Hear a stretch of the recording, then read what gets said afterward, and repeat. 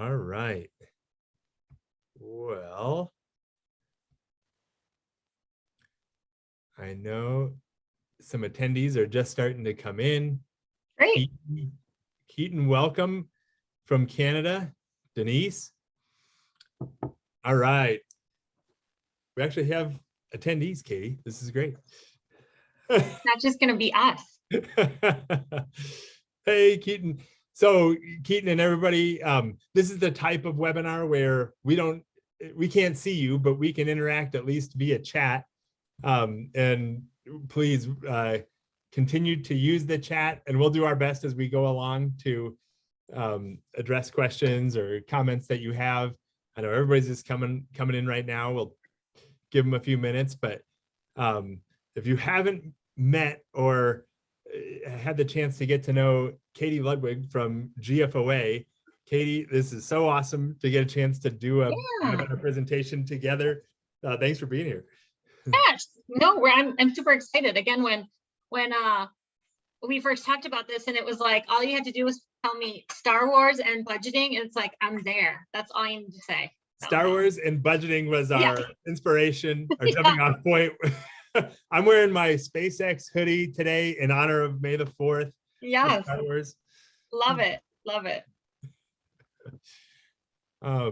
Yeah, we're getting a few more people to jump in. Yeah, that's great. I'm looking at that. Wonderful. Totally cool. You doing anything while we have this little tiny buffer as people are joining us? Are you doing anything special for May the 4th? I am not. I thought about that and I was like, oh, maybe like making a special meal for dinner or something, but like my imagination like just didn't get that far. So no, we're not doing it. I did send my kids this morning, I sent them like a fun emoji gift thing, you know, when they were leaving for school, like, hey, have a good day. So yeah, I don't know. I'm out of ideas these days, but you know. If nothing else, you can watch the Boba Fett Netflix. Yes, Book of Boba Fett. Yes. I am not caught up on that. I've watched the first couple episodes, so I do need to get caught up on that one. Heard some good things about it. So well, the Force is kind of like use the Force, use the budget, use the resources to get things done. I mean, what else could the Force be talking about? It's not even right. Hidden agenda. Exactly. Well, great. Hey, I think we're just a couple of minutes past the start of the hour. Yeah. This is probably good enough time to jump into things. And Katie, I know as we were starting to think through what we might present, we had a really interesting conversation, and I'm just going to turn over to you for some stage setting for how we got here. Yeah, no, sure. So I think, you know, you and I have talked a lot before about sort of the power of the budget to be able to solve problems for local governments and really use as a vehicle for that. And I think a couple of things, right? So I work for GFOA. I do consulting, I do research, I do a little bit of training. I'm primarily focused on budgeting things, but I also do ERP consulting. So in the ERP world, I get to touch all different parts of finance. But I'm not an accountant. I'm not really a big fan of accounting. I have a policy background. That's how I sort of came to budgeting and came to GFOA. So I always have thought about, and how I got into budgeting was when I came out of policy school, I was like, well, the budget is the biggest policy document, right, that a local government produces every year. And so like, I want to be a part of that. I want to figure out how that works. And so again, one of my first jobs was with the City of Chicago and in their budget office. So that's kind of where I learned about that. But again, and then I shifted and you know, I also worked in other departments where I was managing program. So I have this mix of like, let's solve problems. I worked in the housing department, I worked in the library, like let's solve these really difficult problems. And then let's, you know, make sure we have money to pay for all those things. But so that's always sort of been in my head. And then a couple of years ago, I was listening to this podcast, and I don't know if any of you are familiar with ELGL, right? Kind of another membership organization out there that I'm a big fan of. Engaging local government leaders is what ELGL stands for. And they do this really great podcast called GovLove. Also a big fan of their podcast. But this is actually back in, I remember it's May 2020, so almost 2 years ago. I was out on a walk one morning and listening to this podcast, and this particular episode was an interview with Rick Cole, who's currently the head of Congress for the New Urbanism. But at the time of this interview, Rick was just ending his tenure as being the city manager for Santa Monica, California. And so they're, interviewing Rick, and he's kind of telling about his background and his story. And then the interviewer asks him, I think the question was something along the lines of like, well, Rick, what can local governments be doing to be more dynamic and like serve their communities better? Again, remember this is May 2020, so it was right at the beginning of the pandemic. So this is kind of like a big thing, right? Like, how do we, these changing needs of our communities, how do we respond to them better? And so, Rick gives this answer, and he said, well, one of the first things local governments need to do is figure out what business they're in, like what's their mission, what's their purpose. And he goes on to say, when I ask this question of people who work in local government, they always kind of look at me sideways, like, what are you talking about? Like, we deliver services, we provide fire protection, we, run libraries, we pick up garbage, we provide services. And he says, wrong, that's the wrong way to think about it. Local governments are in the business of solving problems. And for too long, the services that we provide are sort of this means to an end, right? And we've sort of taken that for granted, that there is this, larger goal we're trying to achieve, which is to solve problems, and that we shouldn't just be doing things to do them. We should really be thinking about why we're doing them and what problems we're trying to solve. And I have to tell you, like, I was on my walk listening to this, and I think I like stopped dead in my tracks. I was like, yes, because like, I think this had been something internally I'd been struggling with for a while, but didn't have the work to really articulate it. And so it just got me, again, thinking in a different way. And kind of since then, some of the work, I shouldn't say a lot, but a lot of the work I've been trying to do at GFOA has been trying to figure out, like, how can we get finance officers to be thinking about their role within their local government in this different way, again, to kind of help them serve their local government better. So again, that's kind of how I've come at this. And again, in a large part, that little interview really kind of got things, flowing for me and really kind of thinking about things in a different way. So. Man, I love it, and it also gives the audience members a good introduction to you and your style of thinking. And it also reminds me of the reason that we even have our company, ResourceX, just to really walk through our entire origin story and the thesis for why we exist. We didn't get started as like, hey, you know what? We want to be budget people. Like, sometime in all of our lives, like everybody on this call, they probably have different vision for how their life would go. It might have been like in Indiana Jones style, like I'm going to be an archaeologist or an adventurer, a world traveler, and seldom, maybe there are people, but probably for most of us, he didn't start out thinking, where the action is? It's the budget. That's what I dreamed to do.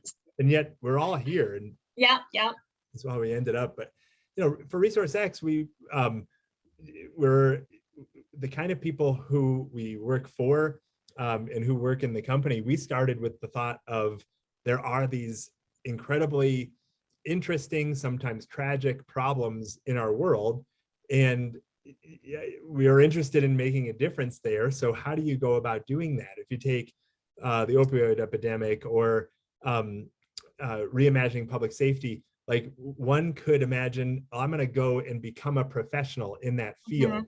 I'm going to work in mental health, or I'm going to become an equity officer. And that's noble. Like, that is really good work.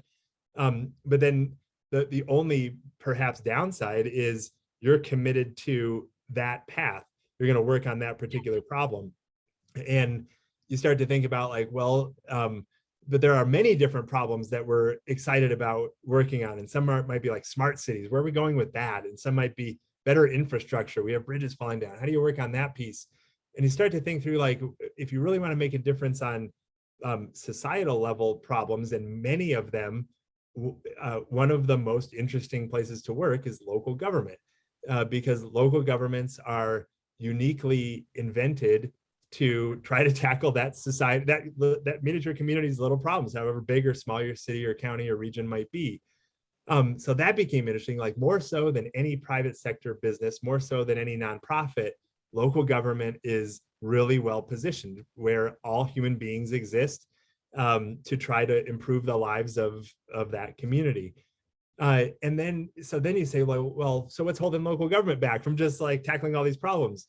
And among many things, old bureaucratic ways of doing business and charters and laws and politics and all sorts of wild challenges. But one is very interesting, which is, do you have the resources to do it? Do you have the resources to mount a charge towards climate or equity or whatever the case might be? And where we fell in love with the body of work is, man, if we can, it really does seem local governments bring together a wealth of resources. We have the means to try and position those resources in a way to tackle some of these problems. But that particular process, the budget process, leaves a lot to be desired, to be fulfilling, to get resources where they need to go. So fundamentally, I'm just bringing it all the way back to your Rick Cole discussion that if we frame our work as problem solvers and then back up to say, well, what do we need to be working on? What are the elements of the problem that need to be worked out in order to solve these bigger problems? I think you're onto something.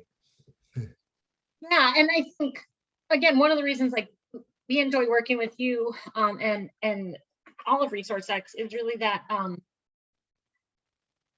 right, it does become this conversation of like, do I have the resources to attack these problems?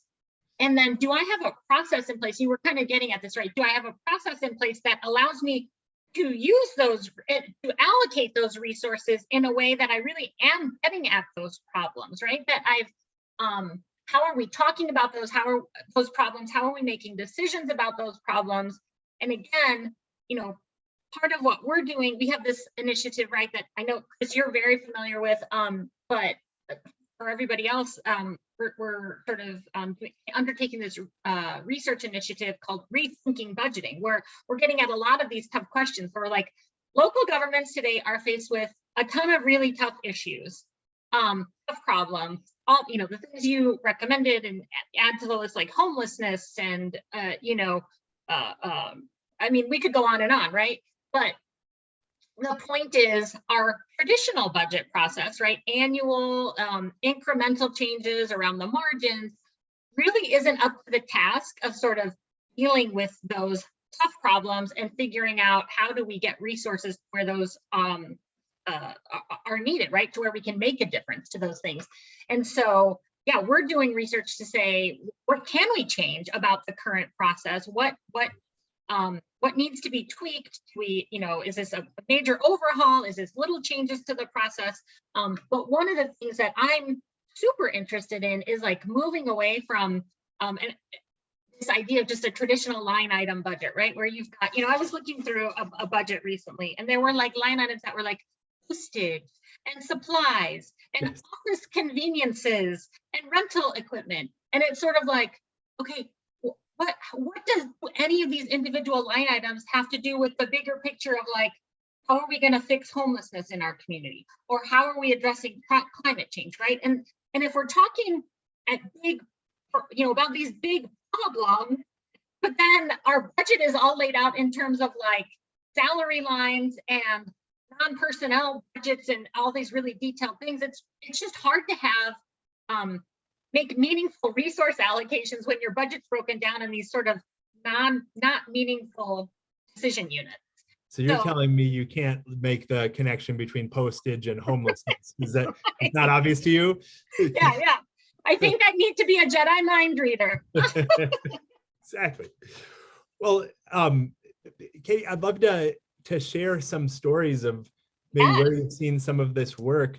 And if you don't mind, I want to start with one that we've told their story. Yeah. It's an evolving story. And I'll share a couple slides just as we go through it, because I think it does get to what you are talking about from the line items and how we can reframe our approach, but it's a budgeting story. And it's the city of Pittsburgh, and the back to your problem solving approach.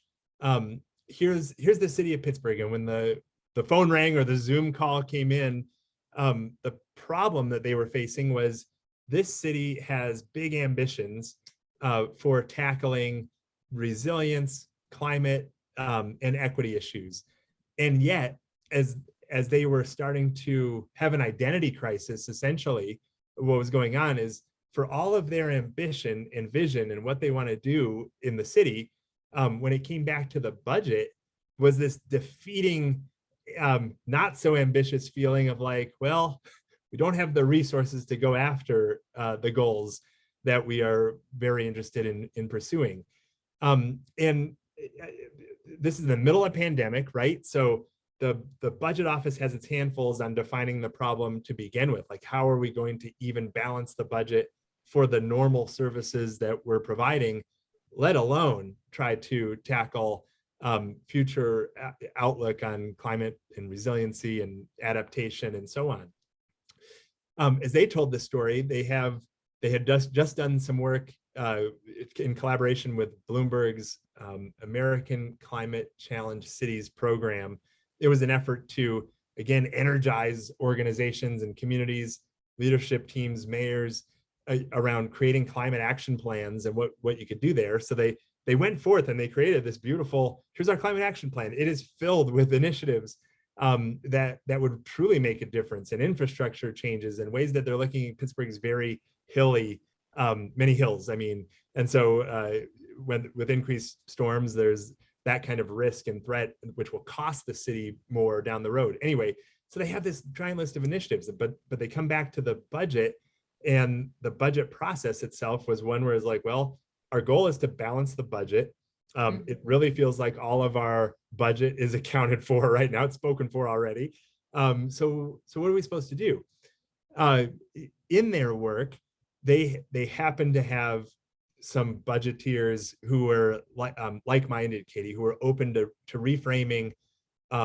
Maybe we shouldn't just start with the goal is to balance the budget. That's definitely the end goal, but the goal is to resource these big things that we want to try to pursue, and somehow come up with a creative, innovative way to do that.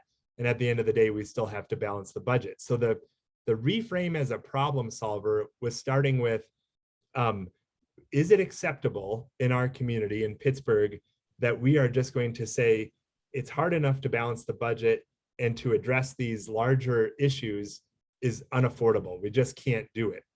That would be a really tough problem solving conclusion to this story. If you said like, well, yep, that's the best we could do. Sorry. Instead, the reframe was, what would it take? Let's say we wanted to try to find $10 million to put towards our unfunded climate action plan. How would we do that while simultaneously ensuring that we're going to have a balanced budget at the end of the day? So Pittsburgh, actually, I'm going to skip to one of the things that you just said, and I'll just tack onto it. Their transition was, they said, well, okay, so if the name of the game is we need to come up with this money, where are we going to look? So let's look at the budget. Where are we going to try to free up money? And when you look at a normal line item budget, this was, we helped lead them there to this conclusion through our work. But when you look at a line item budget, you see our departments and you see line items, and you see a postage budget, and it's just not entirely clear in $1 million postage budget, like, what could we do differently with that to free up X amount of dollars to fund our climate action plan? Can we stop mailing certain things? Like, but what would we do? You can't get to the answers that you want, the ideas, the innovations, the insights, if all you're given is a line item and a department. So instead, what we were able to do is say, okay, through the creation of a program inventory layer, can we not only look at the line item detail and the department, so same information, but then go one step further and say, what do we use postage to do programmatically within water? Well, we mail bills. We send out notices to people when they might have shutoffs or utility shutoffs, so they're behind in their billing, and we mail water quality samples What about postage in the parks? Well, we have a large budget for sending out catalogs, and we send out notices to people about certain athletic events and so on, and equipment. Point being, this is like super simple. If we can just get to a program data layer and understand what is driving these costs back to the problem solver needs to be an effective problem solver, we have to have the data. And it was with this data that you can start to question, where could we save money? Where could we mail a little less of our bills? Could we switch to online? Could we not provide everything on catalogs? How do we do that in an equitable way? But this is what, if we can just get to this data, it's a breakthrough tool, the program data, for problem solvers to come up with efficiencies overall. So that's in the end with Pittsburgh. They back to your collaborative approach. I mean, they took their program data. They then spent what we call insight workshops. There's a multi-day effort to focus in on their program data, looking specifically at each and every program through a lens to free up money. So a program efficiency lens. What can I do differently with this program to free up money for our climate action plan? What could I do from a partnership lens? Without going into all of the details, with the data, with a collaborative approach, 3 days, 186 wild ideas the first day. The second day, we narrowed it down to 105 ideas with more specific action plans of what would it take to actually reallocate these resources. Is it a personnel issue? Like, what is the real game plan? And by the third day, finally whittling it down to a manageable and actionable set of real recommendations that they could move forward with, including going paperless and what that might look like in various departments. The punchline of all this was Pittsburgh found, they started with $0 for their climate action plan, and they found 41 million without asking residents for new taxes, without very drastic service level cuts or anything of that nature. This is just moving from line items to programs and focusing in on ways to provide those programs differently, feeding back to your point and Rick Cole's point overall to solve this problem. Now they're not done. They still need more. That 41 million didn't solve the whole thing, but that's a positive step in the right direction. Yeah, I thought it was interesting as you were sharing that story too, and it was funny that it was a postage example. I think in a traditional incremental budget process, you wouldn't have thought you could cut that, right? Because you look at, well, like, what did I spend last year? Okay, my postage budget last year was $1 million.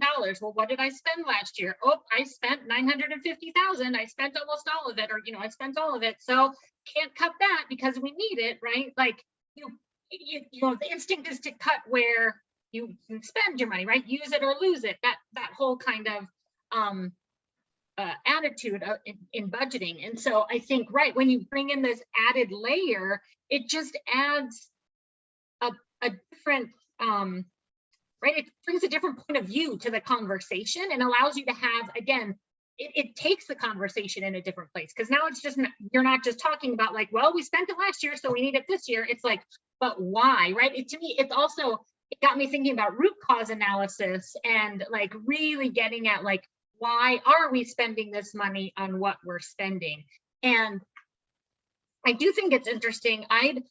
One of these days I would love to sit in on one of your like insight workshops, because I think that would just be fascinating. So let's add that to the list. Sounds great. Sounds great. I think I've actually, as you were talking, I had a question about that. Like when you're the governments you work with, I mean, who's included in those insight workshops? Is that people literally from like throughout the organization? In Pittsburgh's case, it was cross-departmental. So you would have people from the clerk's office and public works and the equity office and the budget office and police. And it was during the experience where everything's provided virtually. So they only really did get to see each other via Zoom. But I'll say in the first stage, it's very much like each individual is focused on what their own brain can come up with. So I'm looking at my department's program inventory, and I'm like, can I do this program with a partner? And is there a realistic partnership opportunity I can get out on the table? Sure. And I'm starting to jot my notes, and we're capturing that in the tools. The second day, as you start to get into like, well, what would it take to go paperless? The departments share back and forth, they interview one another. And what happens in that exercise is that you start to find out that some ideas that each individual came up with are narrowly focused just to their department. Mhm. And in sharing the concept with another person, they help expand the idea. So in paperless, it was like from a procurement department, they're like, can we do more DocuSign? Is that something that we can do? And it's like, that's a great idea. But if you talk to someone in payroll, they say, well, hey, I got one for you. Did you know that we actually have something in our city charter where we have to print out paper pay stubs and send them out to everybody? They're like, whoa, I had no idea. So if we're going paperless, like, let's start to broaden this out and talk about how it impacts every department. Right. Third day was like stump speeches. So I have my idea, I broadened it, I thought about an execution plan. Now I need to pitch you, Katie, like Shark Tank style. And in that process, you really do get some feedback on, is your idea realistic?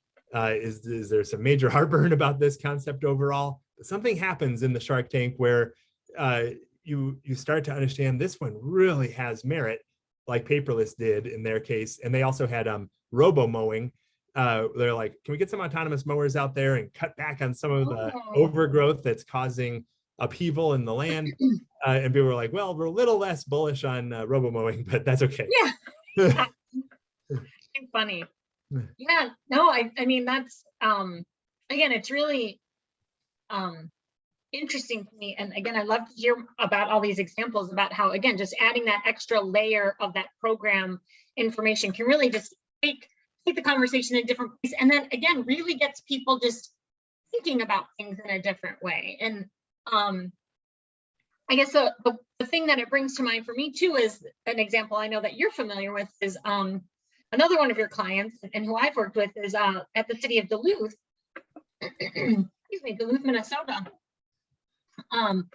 And how they had, right, the problem they were facing is, and in some ways it was very similar to the Pittsburgh story, and there's some common themes in that. They had spent, I think this is back in like 2018, 2019, they had spent a lot of time over a couple of years, I think, developing this long range plan for the city. And they did a ton of work getting feedback throughout the community, doing in-person events, and really came up with, again, like, these are the priorities we want to achieve for the city. This is our long range plan. This is what we want to do. Well, then it came time. So they had this great plan, lots of, public engagement. Everyone supported it. And then they got to start doing their budget, and they were finding they were having to cut, right? They were revenue, they had sort of this structural budget problem. And so they were going to have to make cuts. So they were like, well, what are we going to do? We have this great plan that everyone supports and everyone's behind, but we're in this situation where we have to make cuts. So we just put the plan on the shelf and forget about it, or what do we do? Yeah. And so again, they decided that they weren't just going to let it languish on the shelf. They were like, let's look at our budget through a different lens. And again, kind of implemented priority-based budgeting and said, let's figure out how we can put this plan into action. And yeah, I think you put the link to our, I did. It's a great case study. Thank you for sharing that. I love that case study. Because, and one of the things that I really like about it is Jen, who's now their finance director, like, she's really honest in there about, like, this wasn't easy. Like, it's not like everyone had their pom-poms and was like super eager to, like, let's do priority-based budgeting. She said she did have, it was important she had the support of, like, the city manager and the mayor, but department heads and staff, right? Because this is something that's affecting the entire city.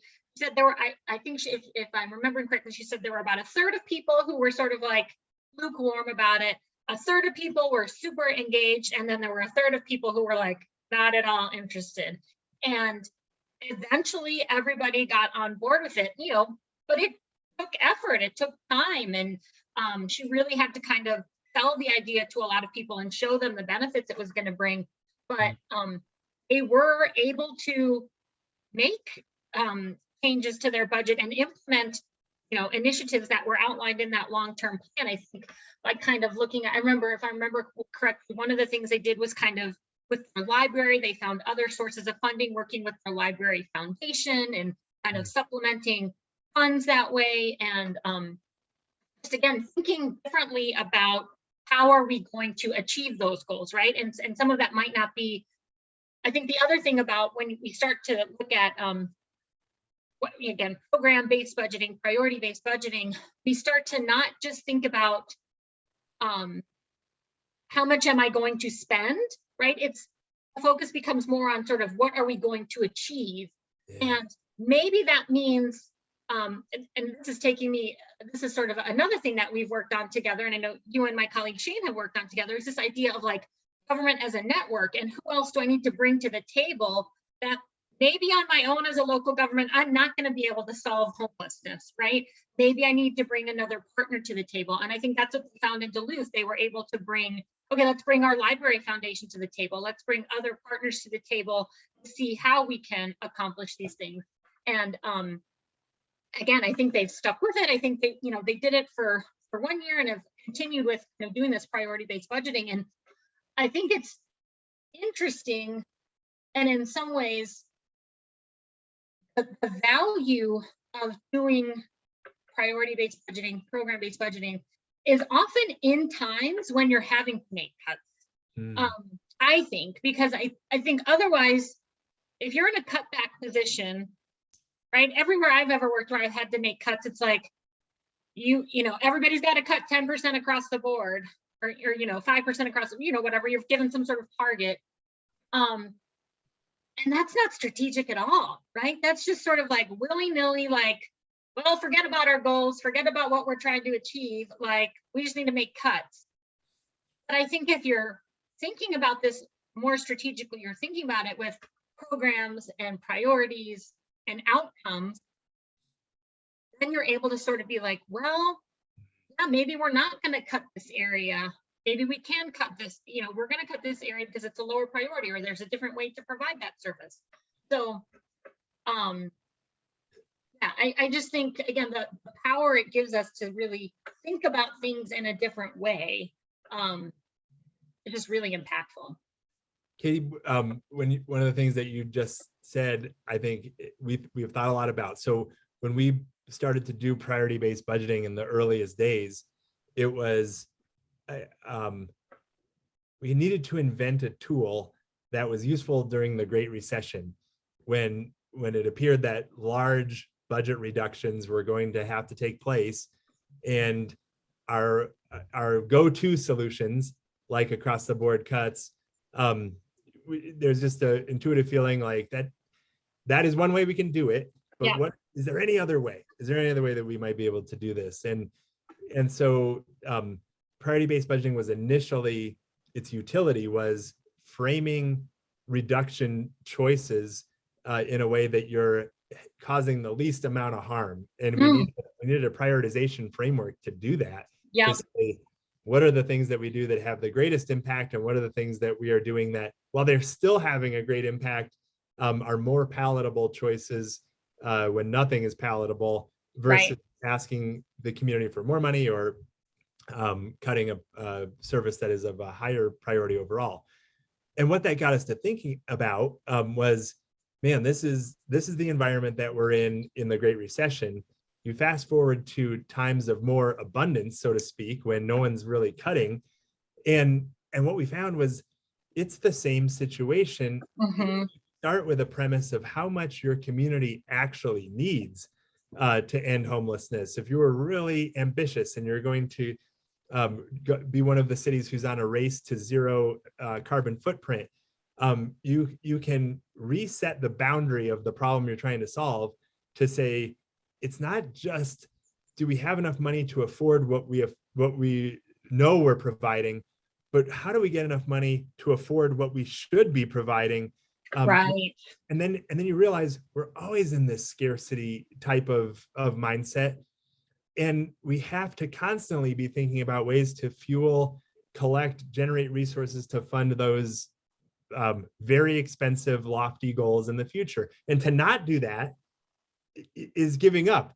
And so back to Right. like networked enterprises and collaboration, those are simply means to get more resources together to collaboratively pursue objectives that we all share in a region overall. Yeah. But I think No. it's a problem solver's reframe. Like, what is the problem we need to solve? Like, if we just sat there and said, we can't be a race to zero emissions community because our current budget doesn't support it. Well, guess what? That's every community ever in in the world.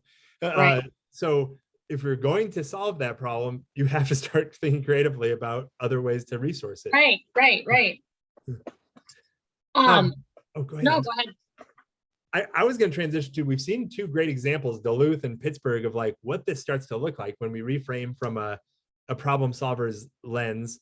I know you've done some thinking around, well, GFOA, you among all of your colleagues have put a lot of thought, written an entire book around financial foundations and some of the elements to get in place to do this rethinking. Do you want to talk a little bit about that? Yeah, I'd love to. I mean, I could talk about financial foundations all day. It's one of my favorite things. So yeah, we've written, I shouldn't say we, my brilliant colleague Shane Kavanaugh wrote a book, and I'm sort of out there pushing the message, called Financial Foundations for Thriving Communities. And so we also talk a lot about our financial foundations framework. And so what the framework itself is really these 5 pillars that we talk about. And what we're trying to move away from is, in a lot of ways, the traditional budget process or the way it's thought of is, I had this great, for someone asked, I was teaching a budget course recently. I said, hey, describe like in a word or two, what's your budget process like?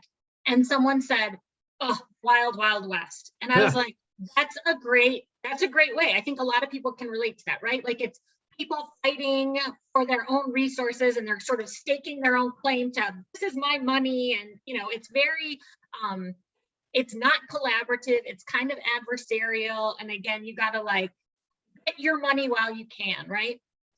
And so we're sort of saying it doesn't have to be that way, right? There's a different way.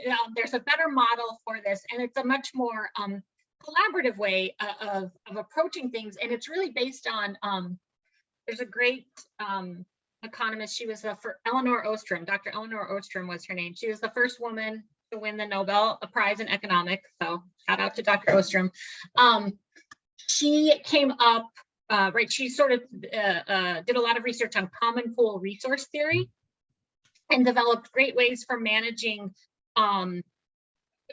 particularly this was in like the natural resource world. So like jointly owned fishing parts of the ocean, right? Like fisheries and jointly owned grazing areas and all this like natural resources that are jointly owned. She sort of did a lot of research on this and again, came up with this economic theories around how do you manage those sort of joint natural resources so that they're not just all used up, but that they're here for the long term. So GFOA took that body of research and said, well, the local government budget isn't all that different from that, right? It's a resource, it's a joint resource, it's sort of owned by everyone. So how do we, what can we put in place? What sorts of, again, pillars or ideas, themes do we need in place to be able to manage that better? And that's how we came up with these 5 pillars that make up the framework, which are, the first pillar is to have a long-term vision, right? You need to know, why am I cooperating? What's the reason? What are we trying to achieve? And again, I think that's another part where priority-based budgeting comes in that can help inform that vision. The second pillar is to have open communication and trust in open communication, right? That's sort of an underlying, if people aren't talking to one another, right, you're not going to get to a good place. The third pillar, very much related to that idea of trust and open communication, is to use collective decision making, right? This can't just be the city manager or the budget director saying, this is what we're going to do. You really need to be bringing people both internally and externally into the conversation. And then the fourth pillar is create clear rules. And I think people are sometimes like, rules? You don't want rules, like what's that about? And what we mean is that you need to have, when we think of rules, we primarily are thinking of like financial policies, but you just need to have, there needs to be something guiding your decisions, right? You can't just be willy-nilly making it up as you go along. So you need to have, again, sort of guideposts that are saying, this is why we're doing what we're doing. And then the final one, really big and kind of a no-brainer, is to treat people fairly. It's a no-brainer, but it's also probably the trickiest one because we're also doing research because again, fairness and equity have been, in the sort of popular conversation here, even more so in the past couple of years. And the thing about fairness and equity are that they mean different things to different people. And so we're really trying to figure out like, how can you come to a common definition and get people on the same page? But for the most part, when we think about, a lot of the times when we think about fairness, we're talking about like procedural justice and distributive justice, right? Your budget is how you distribute resources. So how are you doing so in a just manner?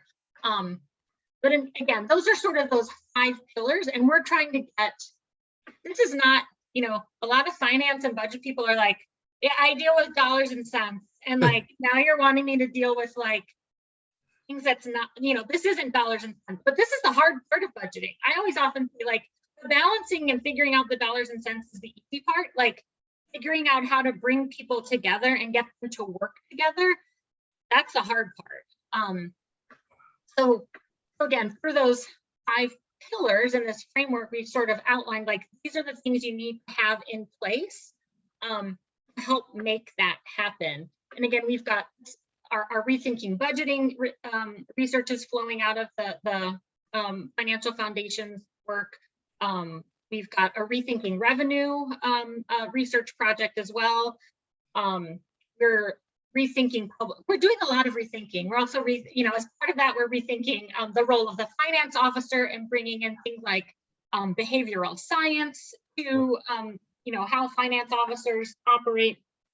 And then also thinking about public engagement and how we do public engagement differently. And I think I'm really interested too on how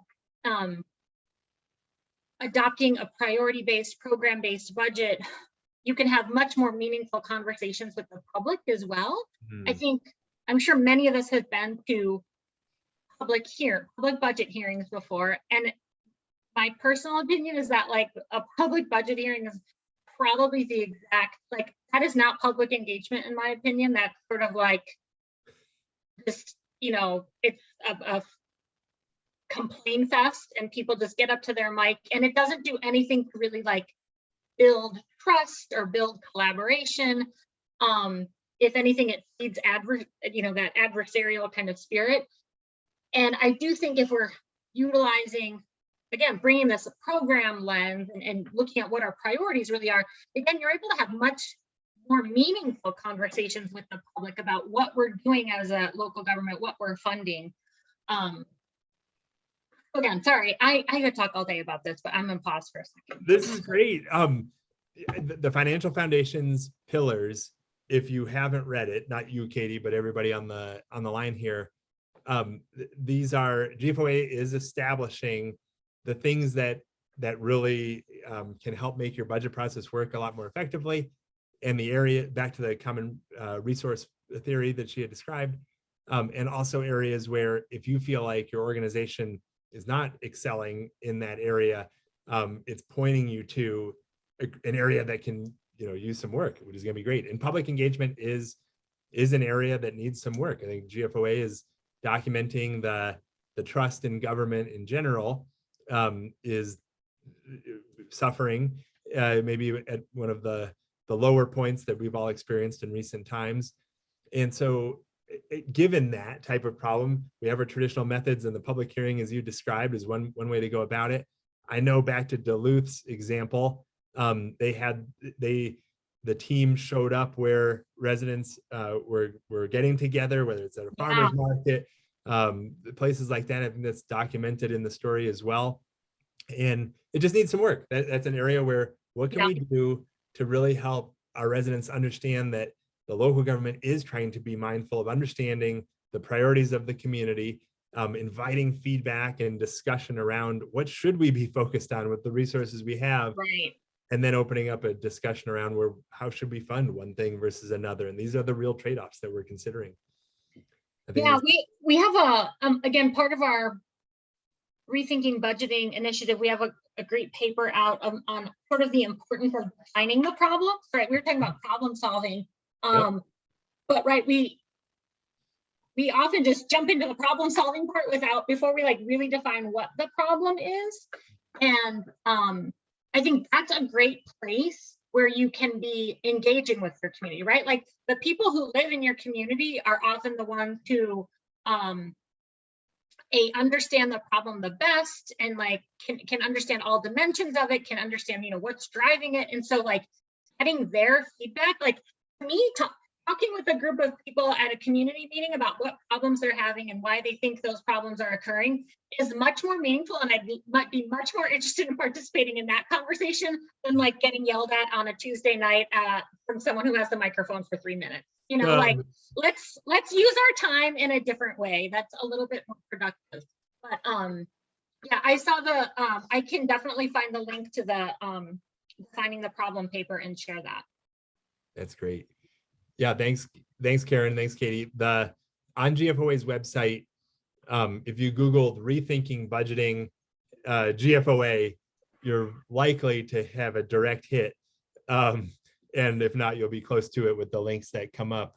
But the whole body of work right now on how to reframe how we're approaching the role of the finance officer, how to define the problem, how to get budget there, what's confining about the current budget process, how to rethink revenues as well. These are all areas that need great thinking and new work, and GFOA is just laying out the blueprint for all of us to try to solve those types of problems.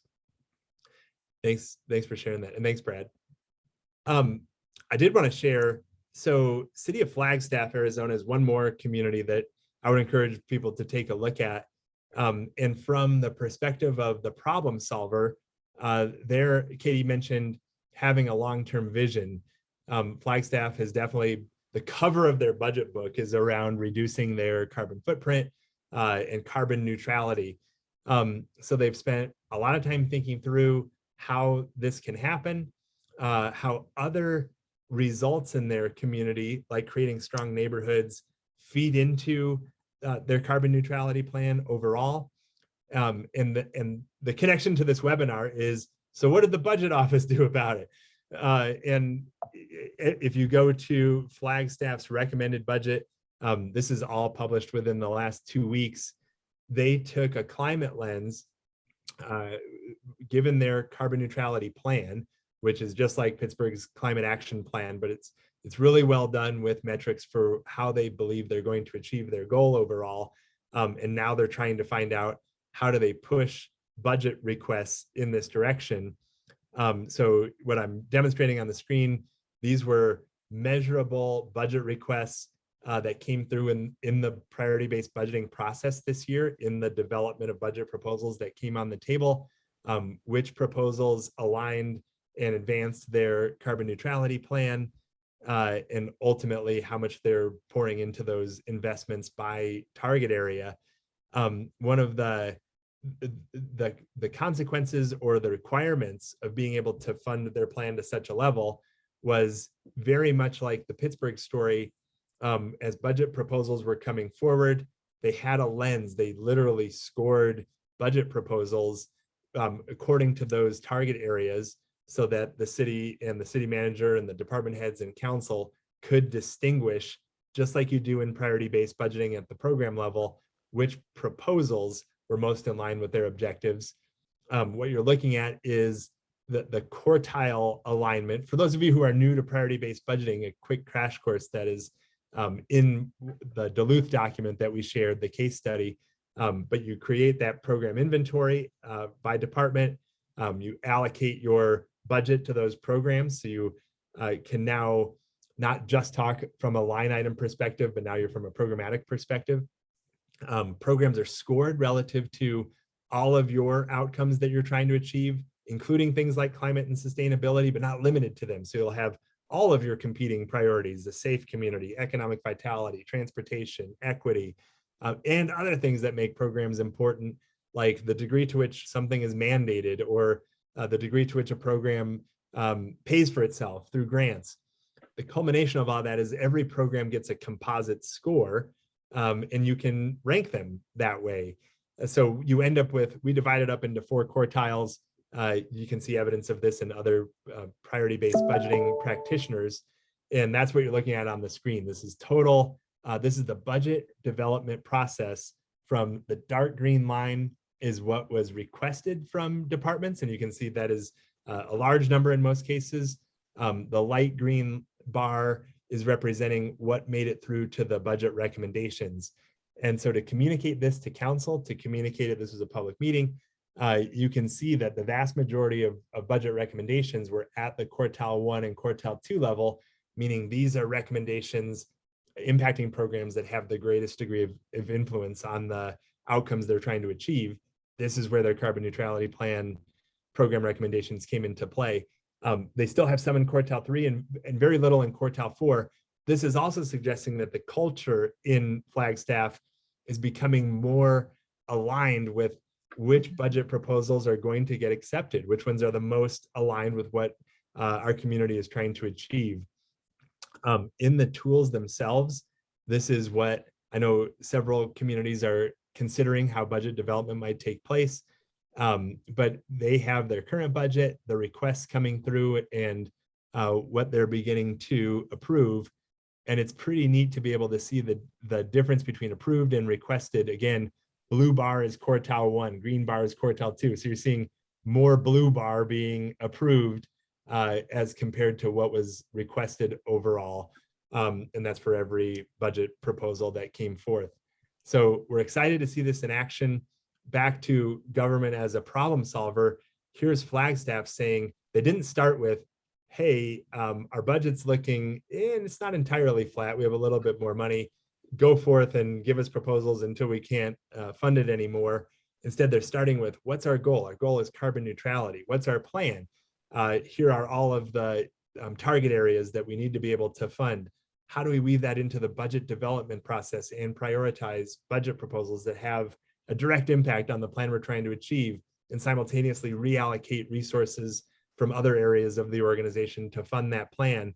To us, this is, we're getting there. We're starting to get that kind of picture, Katie, that Rick Cole is talking about, where budget isn't just a dollars and cents thing.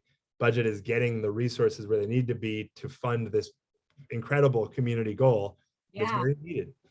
Right. No, it's I love it. It's really exciting, and just I also love the fact that it's bringing people throughout the organization together to have these conversations. So you are getting away from that, right? That idea of the wild, wild west, and that everyone's fighting for their own thing, and really just starting to think about this differently as like, oh, this is an overarching goal, and how can I contribute to that, right? Like how can I be a part of that? And it really is, again, just that's a big shift for departments who are used to sort of saying, this is what I do, and these are my, these are my outputs, right? This is what I do every year, and this is how much money I need. To start for departments to then start thinking about, like, how do I contribute to larger city goals and outcomes, is really, like, again, that's a big deal. Like, and that's not easy and they don't happen overnight, that kind of change. But it's really cool to see it start to happen. And I think the more tools we have that can encourage that kind of thinking and that kind of move, it is needed, right? It's just really, really important. It also reminded me of, sorry, I know we're getting close to time, but it's okay, please take it. The other thing it got me thinking about was, the other things I do for GFOA is I write a regular column on team collaboration, and as sort of, it related to a lot of the financial foundations. I interview a team, at a finance team, and I talk about how they collaborate and how they work with other departments. And I've been doing this for about 2 years. So I've got this collection of interviews and notes, and there's themes that emerge. And one of them is about understanding kind of the other person's side of things, right? So So a lot of the times when I interview folks, it's just the finance team, but sometimes there will be people from other departments involved in these too. And recently I interviewed some folks from the city of Fort Lauderdale. And we keep bringing up climate because the person that was on this interview with them was their sustainability director. And because they have established a really good relationship and have really been able to move forward some of their sustainability efforts. And the sustainability director said, you know, I kind of closed the interview by saying, like, what's some advice you would give? And she said, you know, you have to understand what the other person, you know, when you're trying to collaborate, you have to understand what that other person's pressures are. And she's like, I've established a good relationship with the budget director here, and I understand what her pressures are, right? She has a checkbook that's only so big and she only has so much money to go around. And so I have to understand that and communicate my needs to her in a way that she understands how I can take pressure off of her checkbook or how I can add more money to her checkbook. But the point was this idea of appreciating the viewpoint of the other person and the pressures facing that other person. And again, I do think that's hard to do when you're just looking at line items, right? When you're just looking at postage and supplies and it's not nearly as meaningful as when you can have those conversations where you bring in a program lens to things and you're talking about, this is why we're doing this, right? Why are we spending this money on postage and supplies and whatever? So yeah, I just think, again, the quality of the conversation and the ability to move that conversation in the direction to where we can solve problems, you're never going to get there if all you're talking about is line items. And again, I think what your tools do is provide people, again, a different way of thinking about that. So yeah, it's really exciting. Super exciting. It's always exciting to talk with you. Just wanted to open it up for anybody who wants to write in the chat. I know we don't have the come off mute functionality for this webinar, but that's okay. If you did have any other questions that you want Katie's perspective on from GFOA, or anything that of the examples that we've covered in the PBB community, we'd be happy to take some. I think we have Jen with us. Does Jen know that we gave Duluth a shout out? Jen Carlson is. Well, All-star Jen Carlson is with us. All-star Jen Carlson. Fantastic. I know we can't see her face, so give her applause. Yeah, we love you, Jen. Exactly. Well, I don't see any questions coming through. And I'm not seeing any either, but Katie, did you have any, like, I don't know, final words? Closing thoughts. I'm just looking at the notes of everything I wanted to cover today. I think we talked about, again, a lot of the things I wanted to talk about. I mean, this was just, again, I could dig in and keep talking all day long, but no, again, just thank you for the opportunity. This was really great, super fun. I know we're getting together later this month to kind of tackle a different problem. I guess maybe that like part two, like, is we're trying to, so while we recognize that programs are important, we also know that local governments still have parts of accounts that they have to maintain, and like they do have to report on things in terms of line items, even though I really hate line items and I wish we could get rid of them. I know they're a thing. So we are going to be meeting, Chris and some of my colleagues are going to be meeting later this month, try and figure out how do we reconcile those two things, and is there a way we can redesign charts of accounts to make them more compatible with program budgeting, priority-based budgeting. So that's another problem facing us, and I feel like, again, we're trying to figure that out. So I'm looking forward to, like, we're really getting into the minutia here, but like really trying to, I think those kinds of things, like sometimes those are barriers to why people want to do this. Is like, oh, I already have a chart of accounts, and like redoing my chart of accounts, it would be a nightmare. So I can't do priority-based budgeting. It's like, well, let's figure out how do we overcome that challenge. So perfect way to wrap it up is there are more problems to solve, including like jive with your ERP, and we're going to have to work on that. Otherwise, you have more friction in your road ahead. And so stay tuned, because that's coming up in 2 weeks. We'll be working on that problem. And yeah, thank you, Katie. That's where I wanted to end, is We appreciate so much the opportunity to collaborate and create together. Yeah. You guys are doing amazing work at GFOA, and appreciate being a part of the community. Yeah, no, thank you. Again, thanks for including us. We appreciate the partnership. Awesome. All right, everyone. Thanks for sticking with us for today. Thanks, Katie. Yeah, thank you. And if anyone ever, again, if anyone ever wants to reach out to me, I'm like always happy to talk local government budgeting with anyone. So, email me, kludwig@GFOA. Love to talk to you. So, thanks. Drop it in the chat. GFOA, is it .org? Yes. There it is, like that, right? Yeah. Thanks, Chris. Cool. Happy 4th. Thanks, everyone. Take care. Yeah, may the 4th be with you. Bye.